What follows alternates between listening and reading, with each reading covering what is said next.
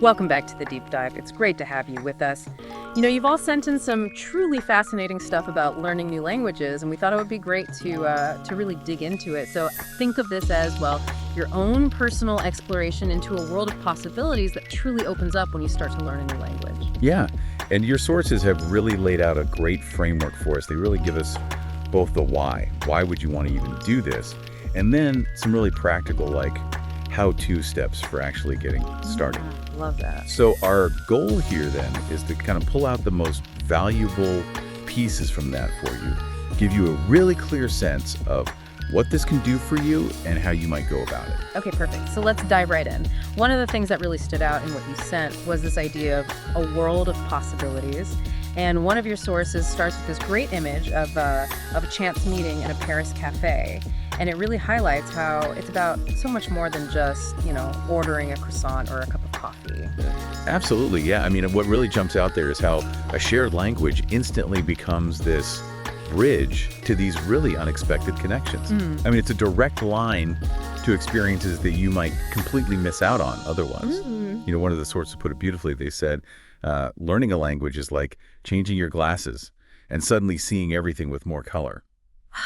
Such a powerful image. I love that. Yeah. It really drives home this idea that it's not just about memorizing vocabulary. It's about so much more than that. Yeah. And your sources go on to say that this new perspective, this new way of looking at the world actually makes you more empathetic, more creative, and yes, more interesting, which is a huge claim. Yeah. So what's the thinking behind that? What's going on there? Well, if we connect it back to how our brains work, right? Yeah. When you're learning a language, you're kind of forced to think in these new patterns. Yeah. You're trying to wrap your head around grammatical structures and vocab that really reflect entirely different ways of seeing and categorizing the world.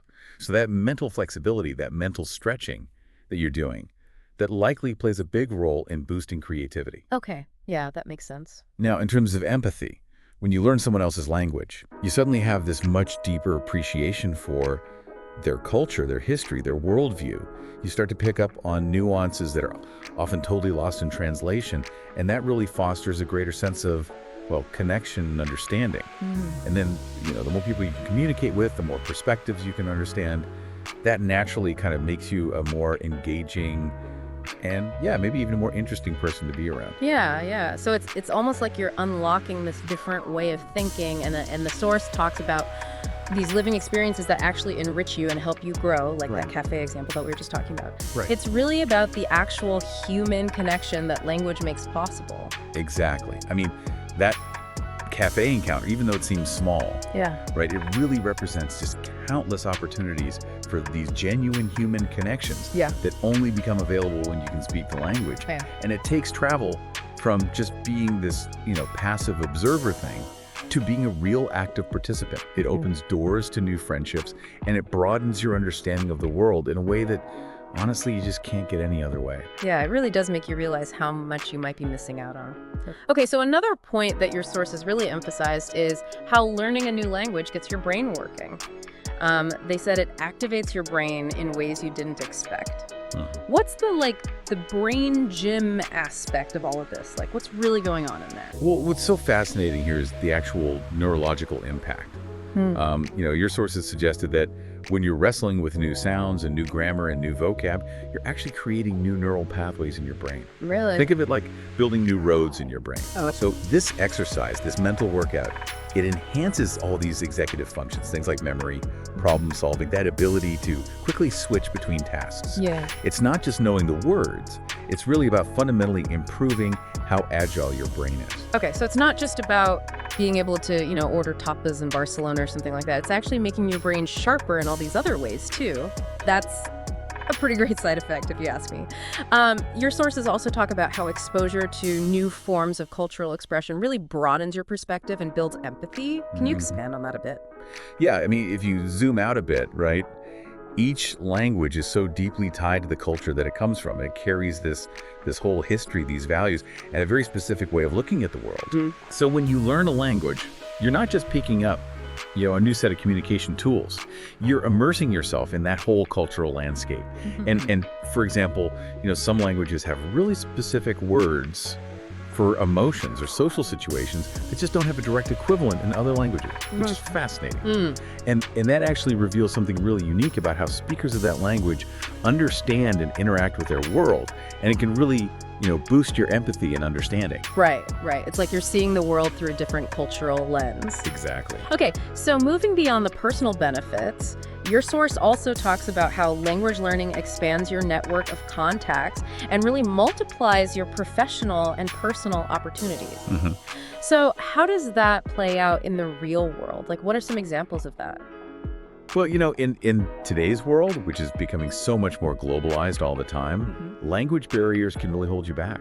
So when you learn another language, you're essentially breaking down those barriers and gaining access to a much wider range of people and opportunities. Okay.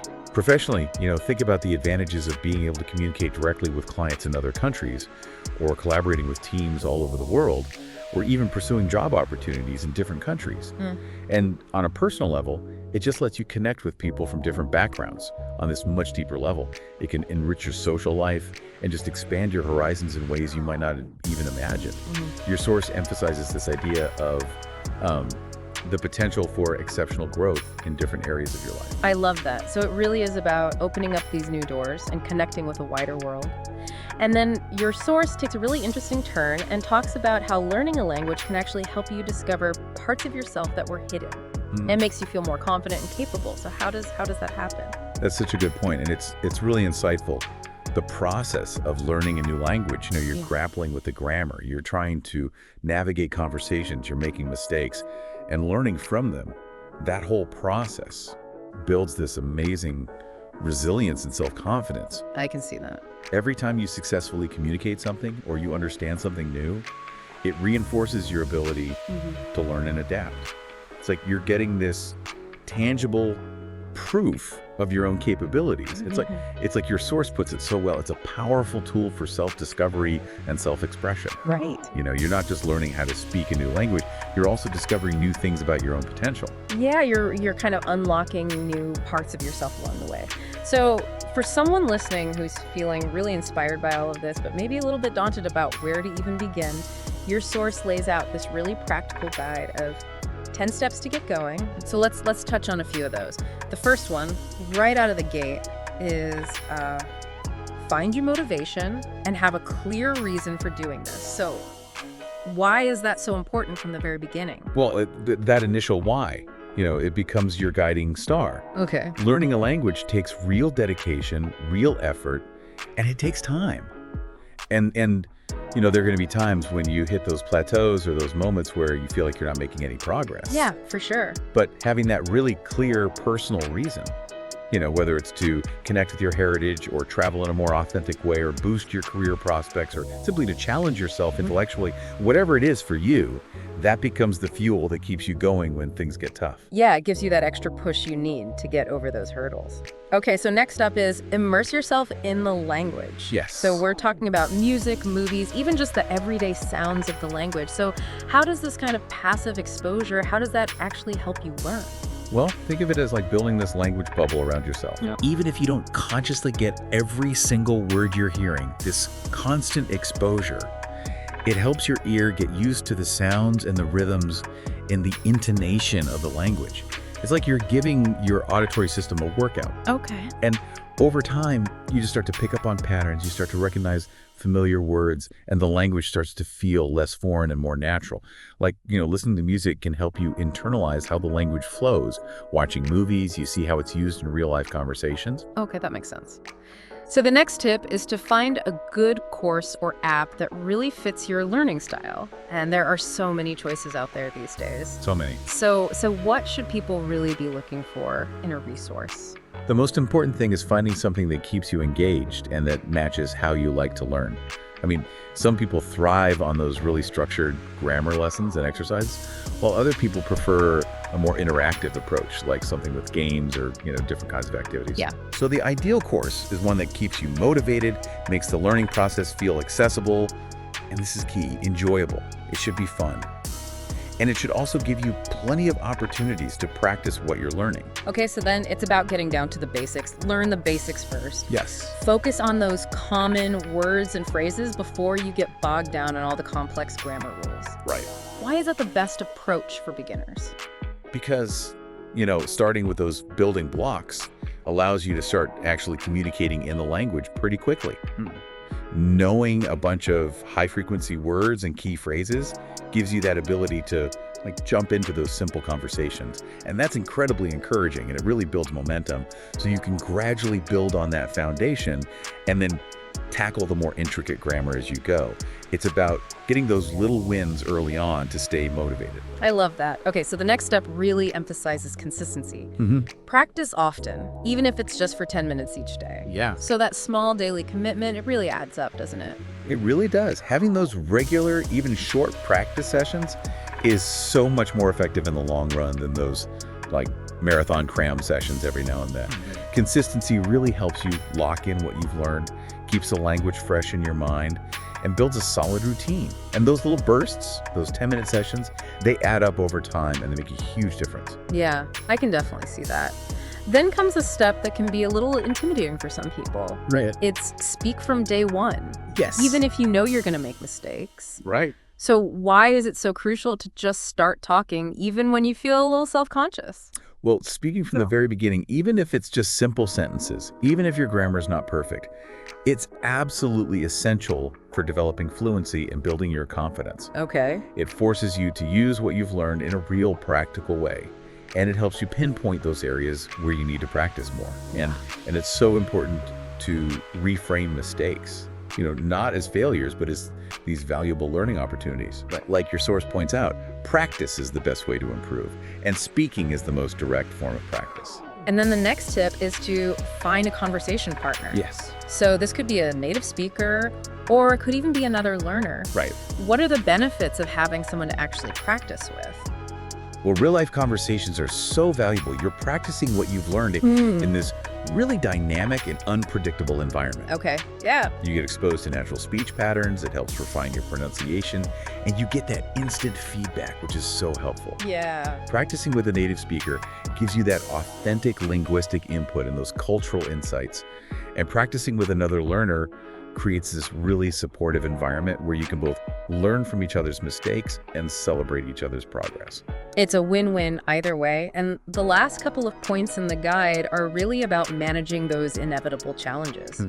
So don't be discouraged by difficulties and celebrate your achievements. So how important is having the right mindset when you're learning a language?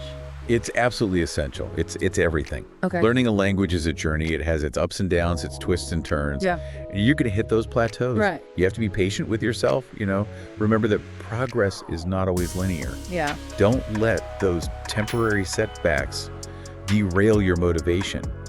Actively acknowledge and celebrate even the small wins.